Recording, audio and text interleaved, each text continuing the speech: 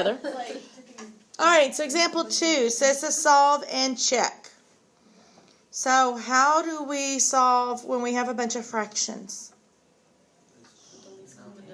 Yeah, we want to multiply by that least common denominator to get rid of the fractions, right? So let's think about that least common denominator. So I need to factor down my denominators. Can I factor down that 4? Yeah, 4 is 2 times 2. What about 14? Okay. And what about 7? No, it's just 7, right? So remember, your least common denominator has to have these two 2's right there in the first one. So you have to put them both because they're both in the same denominator. And then check. Does it have a 2? Yes. Does it have a 7? No, so put it. And then check your last denominator. Does it already have a 7 up there? Yes. So that is our least common denominator, and that's what we're going to multiply by. So we're going to multiply every term, remember terms are separated by plus or minus or equal signs, by 2, 2, and 7. Let me write this down real quick, and then I'll go back over it.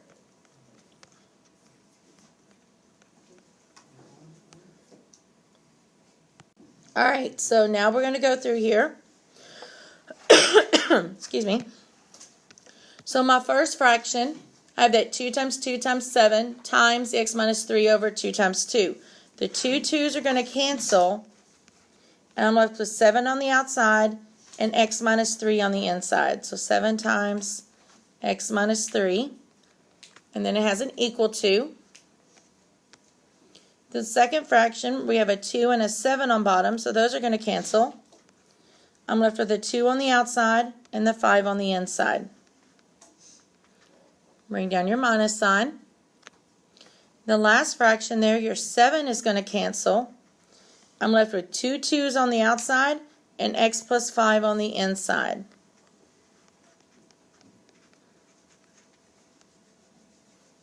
And because we have that equal sign there, guys, we don't have to put all over the common denominator. Alright, so now we're just going to solve this. First thing we got to do is get rid of the parentheses. So we're going to distribute the 7. So what's 7 times x? 7x. And then 7 times, be careful, that's a negative 3. Equals, it's 2 times 5. Minus, now I'm going to have to distribute both of these, so I'm going to go ahead and multiply them. What's 2 times 2? And then remember, we're going to distribute now a negative 4. So negative 4 times x is, so there's my negative 4x. And negative 4 times positive 5, negative 20. Got to take the negative with it, okay? Can I do anything else?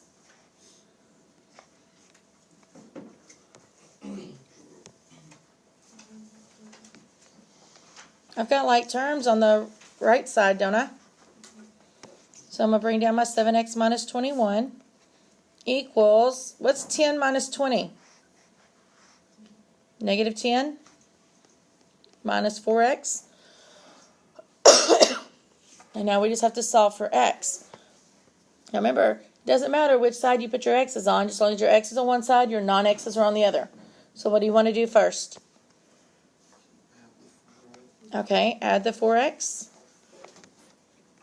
To make sure you combine it with its like term, x's with x's, non-x's with non-x's.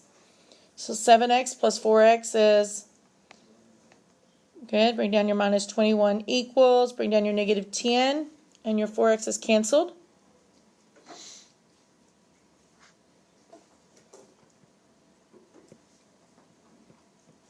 Now what?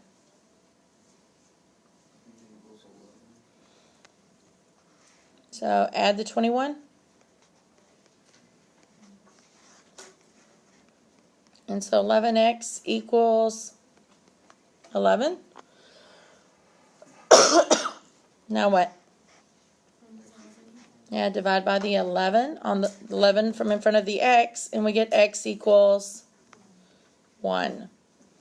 And it said to check it. So this is where it gets a little bit trickier because of the fraction.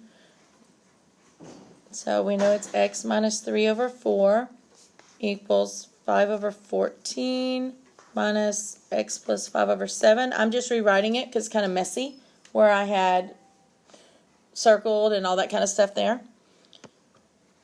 And so we're going to plug in for x. I'm going to build my little skeleton here.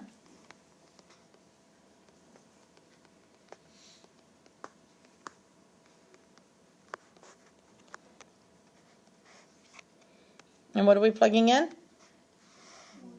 The 1.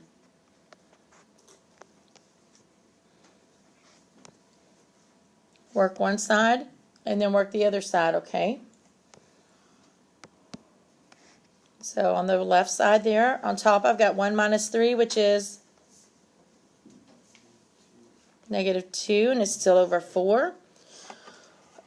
And what's negative 2 over 4? You can use a calculator to help you guys. Yeah, negative 1/2, or some of y'all might have put negative 0.5. That's okay, either way.